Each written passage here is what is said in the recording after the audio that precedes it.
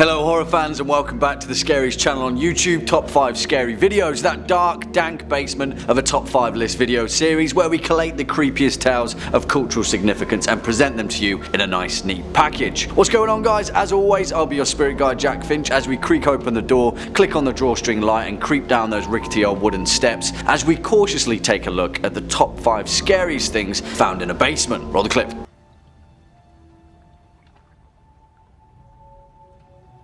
But Bill, if you'll come with me, you'll float too.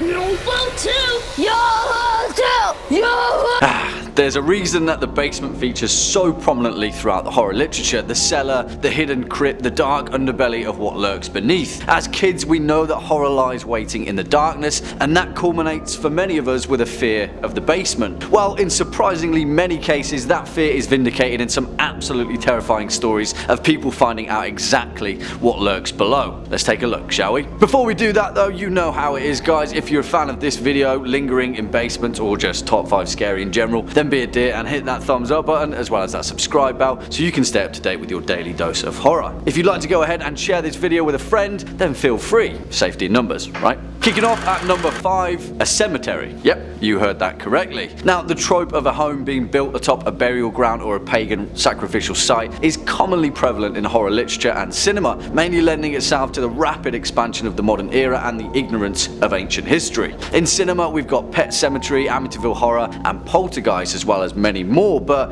as I say time and time again, sometimes truth is stranger than fiction. That's exactly what happened in 2003 when Wisconsin woman Helen Wason found a child's skull after attempting to repair the foundations of her basement. Initially, she thought it was evidence of an unsolved murder, but when surveyors later found a literal cemetery spanning beneath her basement, things got a little weird. It turned out that the skull belonged to a male that was buried in 1840, and there were countless disturbed graves just sitting and waiting patiently beneath Helen's basement. The good news though is that she'd lived there for 20 years and hadn't yet been possessed by a poltergeist, so she must have been doing something right. Next up at number 4, a nest of snakes. We're going back to the USA again, a small town in Idaho where couple Ben and Amber Sessions had recently purchased what they believed to be their dream home. Yeah, be careful what you wish for. Soon after moving into the house, husband Ben started finding snakes in the yard. At first it was a few, not too big of a deal, right? This is rural Idaho. But then Ben found over 40 snakes slithering in his yard in a single day. He literally had to shovel them out by the bucket load. Then things took a turn for the worst and the couple started hearing rustling in the walls. Mice? No, it was like a slithering sound, a buzzing barrage of slithering movement, kind of like the walls were moving. Well, that's when Ben went down to the basement crawl space the next morning, and after he slid away a panel in the foundation, he stepped back in horror. The walls were filled with snakes. Turns out their dream home was actually built on a terrifyingly gigantic hibernaculum, a literal hive of hundreds of snakes living and breeding and feeding on the house's warmth. In an even sadder turn, they had to abandon the house and file for bankruptcy, not before the estate agents that sold them that house tried to put it back on the market for the next unwitting victim though. Those damn estate agents. Coming in at number 3, Ben Franklin skeletons. Old Benjamin Franklin, the first American and a founding father of the United States, inventor of the bifocals and the Franklin stove. He's got nothing to hide, right?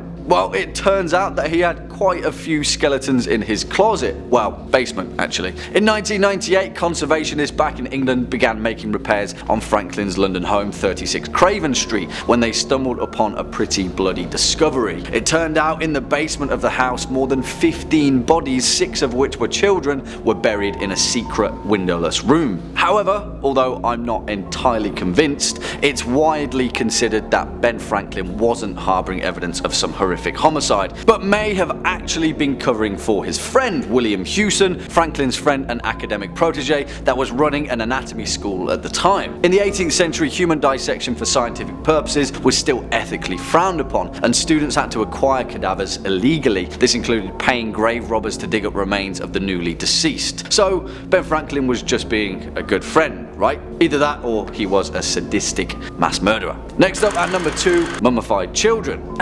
Yeah, You're going to be seeing a pattern with our next 2 points. Pretty morbid stuff. Back in 2010, 2 women, Gloria Gomez and Yiming Jing, found 3 large trunks in the basement of the once Grand Glendonald apartment in Los Angeles. After opening them, they found what appeared to be a hoard of antique treasure, a gleaming crystal bowl, stacks of beautiful books including an original copy of Peter Pan and 2 leather doctor's satchels. Thinking they were worth a hell of a lot of money, they started digging deeper, but when they found a small bundle of newspapers in the satchels, they shrank back in horror at what was wrapped inside them: the mummified remains of 2 babies. It turned out that the trunk was owned by a Scottish-born nurse by the name of Janet Mann Barry, a strange coincidence as the same initials of the author of Peter Pan. The possibility of her being related to the author was explored, but detectives found no such connection. Through DNA evidence, detectives found that the corpses were the children of the nurse, and although the case is closed, the explanation for the baby's death will likely never be discovered.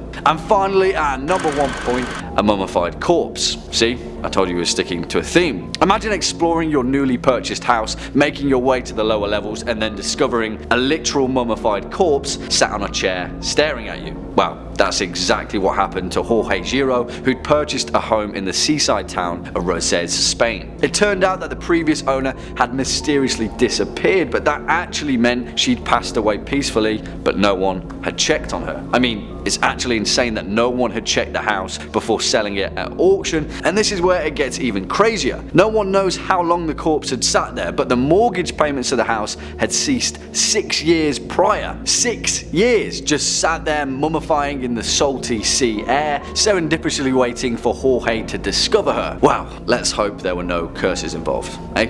Unfortunately, that's all we've got time for in today's video. Just for sticking around all the way to the end. As always, it's been a pleasure making this top 5 scary video for you all. If you'd like to continue on with your horror binge, please feel free to hit that playlist floating shortly above. As per usual, I've been your host Jack Finch. You've been watching top 5 scary videos, and until next time, you take it easy.